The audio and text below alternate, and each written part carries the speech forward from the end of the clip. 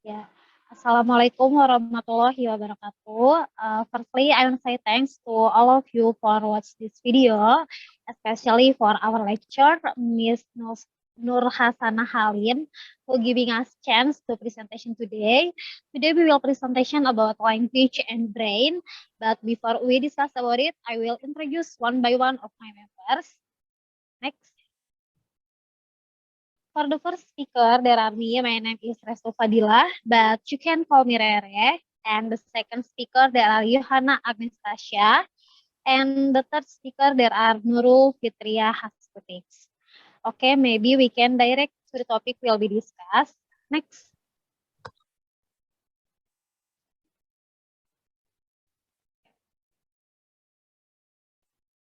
Correlation, language, and brain.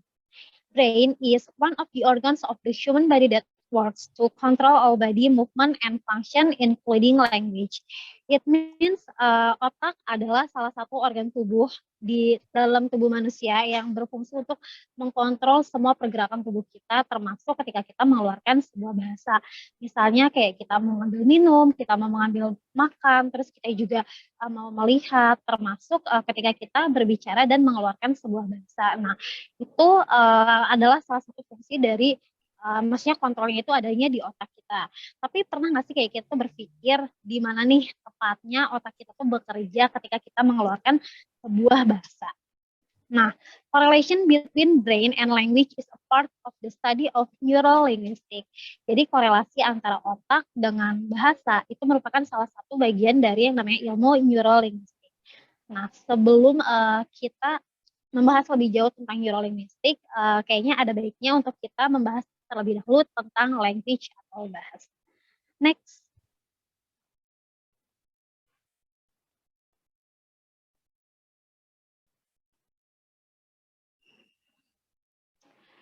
Khair Abdul 2002, page 30, said that language is a verbal tool used to communicate. Jadi bahasa itu adalah sebuah alat verbal untuk berkomunikasi. Kemudian dari Jowi Joyo Sanjono tahun 2005, di page 16, said that language is an arbitrary system of spoken symbol used by members a language community to communicate and interact with each other based on their shared culture. Ini maksudnya adalah jadi bahasa itu adalah suatu sistem atau simbolisan yang dipakai oleh anggota kelompok atau suatu masyarakat gitu ya. Ketika dia berkomunikasi dan berinteraksi antar sesama. Tapi ketika mereka berkomunikasi itu menggunakan budaya-budaya yang mereka miliki. Misalnya nih kayak kita orang Indonesia, which is sudah pasti tuh kita tuh akan menggunakan yang namanya bahasa Indonesia untuk berkomunikasi. Begitu juga orang-orang yang mungkin tinggal di Asia, di Korea gitu, mereka akan menggunakan bahasa Korea untuk berkomunikasi dengan sekitarnya. Kemudian Siman Juntak 2008, page 17, said that language is a human cognitive system which is governed by formulas which unique that can be manipulated by human to publish an unlimited number of linguistic sentences based on limited elements to be used by humans as a means of communication and accumulated knowledge.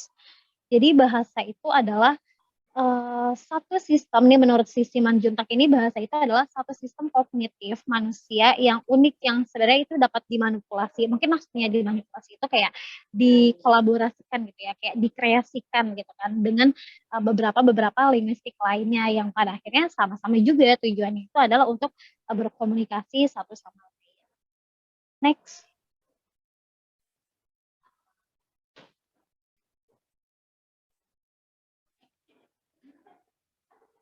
Nah, the United hypothesis Chomsky and Siman Juntak said that from the three opinions above, humans are naturally equipped with a special architecture that is conscious innate, the support human give birth and a pure language. This hypothesis is that every human gave birth to language from his brain. Lieberman and Siman Juntak say that every human society has a language that they give birth to itself evolutionary. This evolutionary born language is a linguistic language, namely the original language, and the external language comes from the language of consistence that humans have naturally. Jadi kalau misalkan dikaitkan nih dengan hipotesis penuraniannya si Chomsky, secara ilmiah ketika lahir manusia memang udah punya dan udah dilengkapi dengan yang namanya bahasa. Itu tinggal bagaimana kita mengaktifkannya, tinggal gimana kita berevaluasi dengan bahasa itu. Dan kalau nggak salah pernah dosen aku, ya dosen Miss Ana ini yang ngajar psikolinguistik, dia mengatakan bahwa sebenarnya di dalam otak manusia itu ada yang namanya black box, ya kan. Black box itu kumpulan adalah sebuah kumpulan-kumpulan bahasa gitu. Jadi ketika lahir itu sebenarnya kita memang udah punya black box. Nah itu tinggal bagaimana kita mengaktifkan, memperkaya lagi bahasa-bahasa kita. Itu caranya ya dengan dilatih, dengan berkomunikasi dengan sekitar. Ya. Oke, next.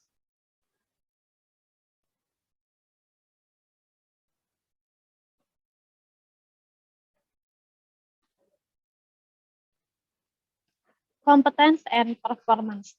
Language itu tidak jauh-jauh dari yang namanya kompetensi and performance.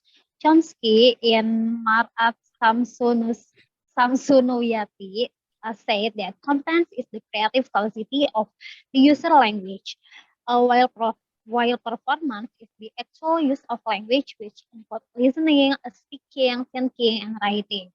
Chomsky thought that the user language understands the structure of his language, allow him to create countless new sentences and make him understand sentence. So competence is intuitive knowledge that is owned by everyone individual about his mother tongue. It means native language. This linguistic intuition is not so only exists but are developed in children in line with their growth, while performance is something that is produced by competence, besides that by other factors such as motivation to speak, and then memory and other factors, other psychology comes into view.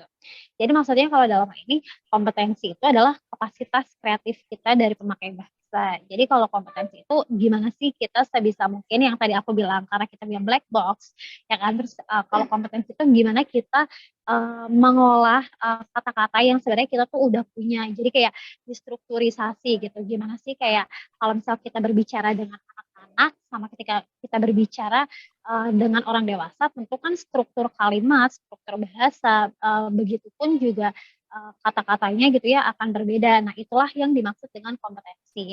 Sedangkan kalau yang namanya performance itu lebih kayak ke output dari kompetensi yang kita punya, karena kemampuan kita berbahasa, kemampuan kita bercakap, kemampuan kita mendengarkan, menyimak dengan baik, kemudian ditambah lagi dengan output dari luar, kayak misal kita sering nonton public speaking. Nah itulah yang dimaksud dengan performance. Oke, next.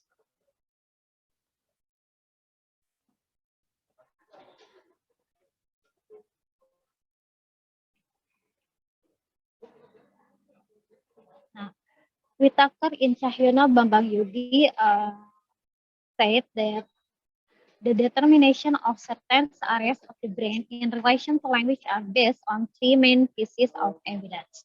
The first evidence is that the elements of language skills do not occupy the same part of the brain, and language skills such as speaking, listening, reading, and writing, and linguistic structure such as syntactic, semantic feature, lexical, and grammatical have a distinctive area in the brain.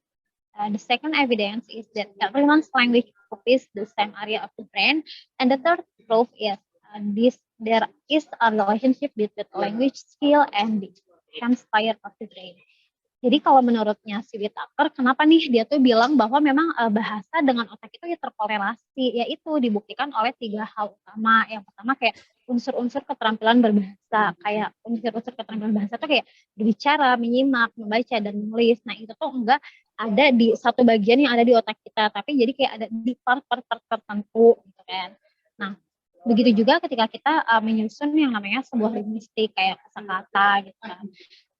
Dan ternyata ada daerah khas di dalam otak gimana ketika kita mau berbicara, gimana ketika kita mau menyusun kalimat baik menulis ataupun ketika itu berbicara.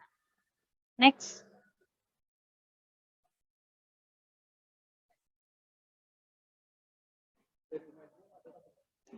From the above opinion, it can be concluded that the brain is not a single natural works that have the same tasks in all parts of the brain that support all of the human actions.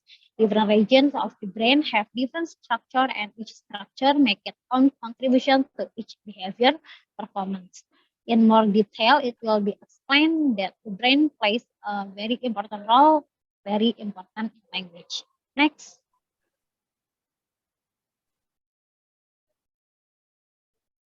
Okay, I think enough from me, and part of brain will explain by Nurul. Please, Nurul. Part of brain. Here we have 4 part of brain that I will explain. First is Broca's area, the second Wernicke's area, the third motor cortex, and the last Arcuate fasciculus. Next.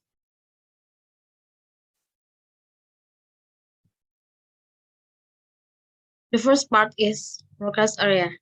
Broca's area is recognized as one of the main language centers of the brain. This region is associated with the production of speech and written language, as well as being linked with the processing of and comprehension of language. This area, located in the frontal part of the left hemisphere of the brain, was discovered in 1861 by French surgeon Paul Broca. Typically, Broca's area is located within the dominant hemisphere of the frontal lobes, which is the left hemisphere, is around 97% of people. In general, the left hemisphere of the brain is responsible for language and speech. Next.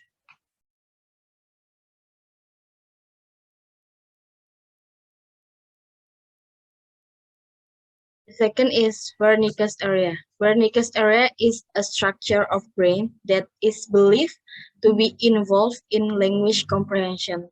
This area was first described in 1874 by German neurologist Karl Wernicke. Next.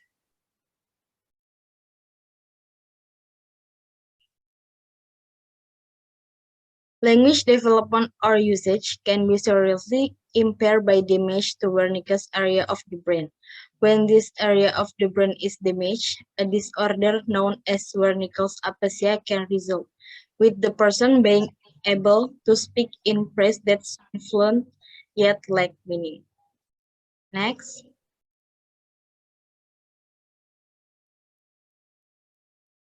Essentially, Wernicke's area works to make sure the language makes sense, whilst Broca's area helps to ensure the language is produced in fluent way. This understanding of language was later expanded upon by neurologist Norman Geschwitz, who proposed what would be known as the Wernicke-Geschwitz model. Next.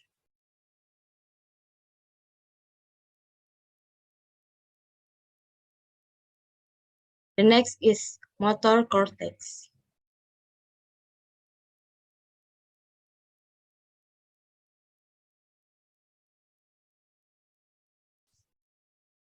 The motor cortex is an area within the cerebral cortex of the brain that is involved in the planning, control, and execution of voluntary movements. The motor cortex can be divided into the primary motor cortex and the non-primary motor cortex. The primary motor cortex is critical for initiating motor movements. The non-primary motor cortex, which is the further divide into other areas such as the premotor and supplementary cortex, is involved with aspects of planning, initiating, and selecting the correct. Next.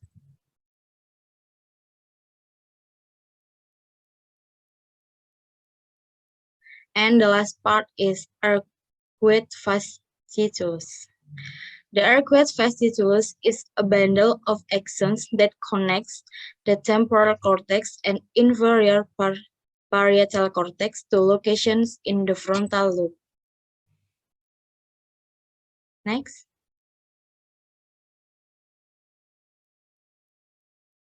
One of the key roles of the Arcuate fasciculus is connecting Broca's and Wernicke's area. which are involved in producing and understanding language. The EF was already included in the first classic model of language processing process by Wernicke at the end of the 19th century, and today it is widely acknowledged as the most crucial track for language processing. Next.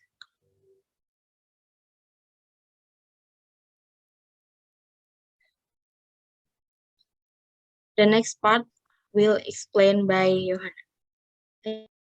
Okay, thank you, Nurul, for the opportunity. The next, we will discuss about malapropism. So, what is malapropism?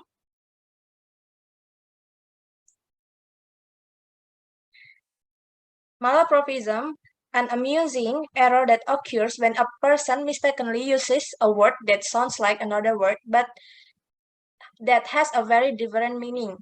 Malapropism is the mistaken use of an incorrect word in place or word with a similar sound, resulting in nonsensical sometimes humor and utterance. Jadi, apa sih itu malapropism?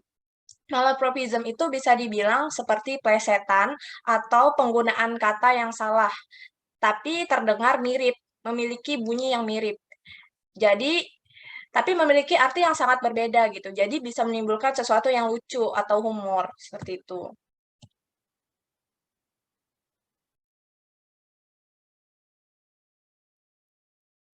Malapropism occurs when you say one word but you mean another. Like instead of saying a certain restaurant is prosperous, you say it preposterous. Jadi apa yang mau diomongin itu mirip-mirip sama apa yang dimaksud gitu. Apa yang diomongin mirip sama apa yang dimaksud gitu. Padahal artinya sangat berbeda. As you can tell, malapropism are often humorous, so sometimes the joke of the speaker. Jadi kadang si pembicaranya ini kayak mau bercanda gitu loh menggunakan malapropism ini, artinya gitu. The mistaken of use a word in a place of similar sounding one, often with unintentionally amusing effect, as in, for example, dance of flamingo instead of flamenco. Jadi seperti contoh yang di sini, dance of flamingo itu ada kesamaan bunyi yang harusnya itu flamenco gitu, tapi sengaja diplesetin gitu.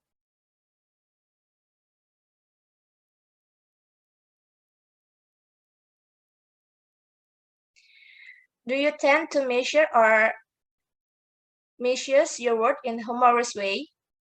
You made a malapropism, and everyone from politician to famous literature character is guilty of error like this. Have you ever mistakenly used the completely wrong word while speaking, causing weird looks or perhaps louder? Well, you're not alone. Celebrities, politicians, and well-known fictional characters do it too. And in case you didn't know, there's a name for this linguistic goof, malapropism. Jadi apa yang udah dijelasin tadi itu tuh sebutannya malapropism itu dalam linguistik. The mother of malapropism. Jadi sejarah dari malapropism ini apa sih sebenarnya asal mulanya?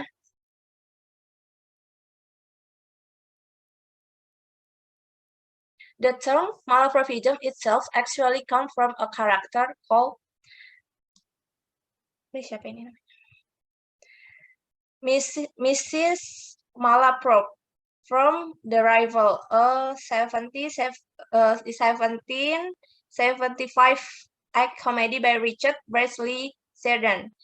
Mrs. Malaprop did in fact use word incorrectly as a funny quirk of her character. Her name became the folk term for misspelling a word. Her name in turn comes from the verbs malapropos or inappropriate. Jadi asal mulanya malapropism itu dari sebuah karakter Miss Malaprop ini. Jadi dia tuh sengaja gitu menjadikan karakter dia itu menggunakan kata yang salah untuk sesuatu yang lucu gitu. Jadi muncullah istilah malapropism ini dari karakter tersebut.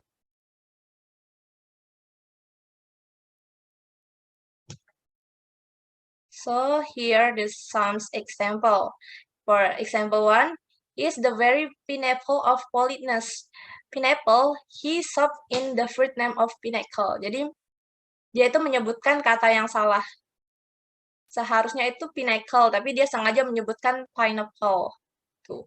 The example 2, she has headstrong as an allegory on the banks of the Nile.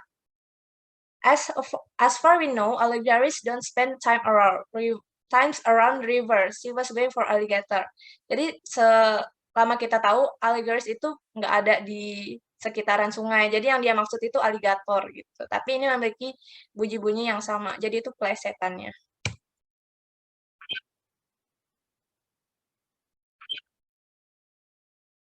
Contoh lain dari malapropism bisa kita lihat. The first, Mears malapropism literate him quite from your memory. Di mana ini kata literate itu sebenarnya alliterate. Jadi dia plesetin kata itu.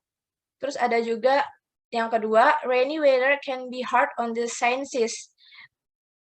Yang dimaksud adalah sinusis gitu. Jadi itu juga diplesetin. The third, Ali said she couldn't eat crabs or any other crustaceans. Padahal itu yang dimaksud adalah crustaceans. Jadi memiliki bunyi yang sama tapi artinya benar-benar berbeda. Kayak jomplang banget. The fourth, I had no delusion to the past. Yang dimaksud adalah allusions. And the five, the unfortunately my affluence over my niece is very small. Yang dimaksud itu adalah influence. Jadi kata yang diplesetkan itu adalah influence. Sebenarnya di bahasa Indonesia juga banyak kita temuin malapropism ini. Atau biasa kita jadiin bercandaan dengan teman kita. Kayak misalnya, kopi apa yang bisa capit.